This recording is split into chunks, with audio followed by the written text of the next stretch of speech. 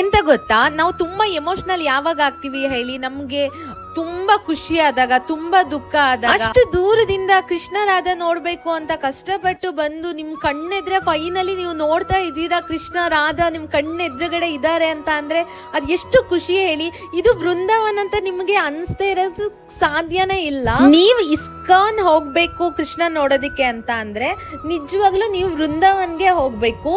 ಎಷ್ಟು ಚೆನ್ನಾಗಿದೆ ಅಂತ ಅಂದ್ರೆ ನನ್ನ ಕ್ಯಾಮ್ರಾ ನಿಜವಾಗ್ಲೂ ಜಸ್ಟಿಸ್ ಮಾಡ್ತಾ ಇದೆಯೋ ಇಲ್ವೋ ಗೊತ್ತಿಲ್ಲ. ಒಂದ್ಸರಿ ನಾವು ಒಳಗೆ ಹೋದ ತಕ್ಷಣ ನಾನು ಎಲ್ಲಿ ಬಂದೆ, ನಾನು ಕೃಷ್ಣ ಇರೋ ಜಾಗಕ್ಕೆ ಸ್ವರ್ಗಕ್ಕೆ ಬಂದ್ಬಿಟ್ನ ಅನ್ನೋದೇ ನಿಜವಾಗ್ಲೂ ಅನ್ಸ. ನಾನು ಇಸ್ಕಾನ್ ಹೋಗಿ ಆಮೇಲೆ ರಾಧಾಕೃಷ್ಣ ದರ್ಶನ ಆಗಿ ಬೇಗ ನಾನು ರೂಮ್ಗೆ ಬಂದು ಚೆಕ್ಔಟ್ ಮಾಡ್ಕೊಂಡೆ. ನನಗೆ 5 o'clock ನನ್ನ ಫ್ಲೈಟ್ ಇತ್ತು ಬ್ಯಾಂಗ್ಳೂರ್. ಏನಂತ ಅಂದ್ರೆ ಆಟೋ ರಿಕ್ಷಾದವರೆಲ್ಲ ಸುಮ್ನೆ ತುಂಬಾ ಬಾಯಿ ಬಂದಂಗ್ ರೇಟ್ ಹೇಳ್ತಾ ಇರ್ತಾರೆ. ಅದ್ರಲ್ಲೂ ನಿಮ್ಗೆ ಕರೆಕ್ಟ್ ಆಗಿ ಹಿಂದಿ ಬರಲ್ಲ, ನೀವು ಟೂರಿಸ್ಟ್ ಅಂತ ಗೊತ್ತಾಯ್ತು ಅಂದ್ರೆ ಪಕ್ಕ ನಿಮ್ಮನ್ನ ಸ್ಕ್ಯಾಮ್ ಮಾಡೋದಕ್ಕೆ ಹೋಗ್ತಾರೆ. ಹಿಂಗೋ ನನಗೆ ಬಸ್ ಸಿಗ್ತಾಯ್ತಾ, ಆದ್ರೆ ನಾನ್ ಸ್ಟಾಪ್ ಸಿಗತ್ತೆ ಅಂತ ಅನ್ಕೊಂಡ್ರೆ ನನಗೆ ನಾನ್ ಸ್ಟಾಪ್ ಬಸ್ಸೇ ಇಲ್ಲ, ಇಲ್ಲಿ ಬರೋದಿಲ್ಲ ಅಂತ ಹೇಳದ. ಅಯ್ಯೋ ದೇವ್ರೆ, ದೇವ್ರನ್ನ ಬೇಡ್ಕೋತಾ ಬೇಗ ಹೆಂಗೋ ಹೋದೆ 3:30ಗೆ ಡೆಲ್ಲಿಗೆ. ಅಲ್ಲಿ ಕ್ಯಾಬ್ ಡ್ರೈವರ್ ಒಂದ್ ರೋಡ್ ಇಂದ ಈಚೆ ಪಕ್ಕದ ರೋಡ್ ಬರೋದಕ್ಕೆ ಅರ್ಧ ಗಂಟೆ ತಗೊಂಡ್ಬಿಟ್ರು. ನಂದ್ ಬ್ರೋಕನ್ ಹಿಂದಿನಲ್ಲಿ ಅವ್ರನ್ನ ಕಾಡಿ ಬೇಡಿ, ಅಯ್ಯೋ ಸರ್ ಪ್ಲೀಸ್ ನನ್ ಫ್ಲೈಟ್ ಮಿಸ್ ಆಗತ್ತೆ ಬೇಗ ಹೋಗಿ ಅಂತ ಹೇಳಿ ಹೆಂಗೋ ಅವ್ರು ತಂದ್ ಬಿಟ್ರು. ಅದ್ ಹೆಂಗ್ ಓಡಿದಿರಿ ಅಂತ ಅಂದ್ರೆ ಅಯ್ಯೋ ದೇವ್ರೆ. ಆಮೇಲೆ ಹಂಗೆ ನಾನು ಬಂದ್ ಬ್ಯಾಂಗ್ಳೂರಿಗೆ ಬಂದೆ. ಅಷ್ಟೊತ್ತಿಗೆ ನನ್ನ ಫ್ರೆಂಡು ಆಮೇಲೆ ನಮ್ಮ ಮಮ್ಮಿ ಬಂದಿದ್ದು ನನ್ ಪಿಕ್ ಮಾಡೋದಿಕ್ಕೆ.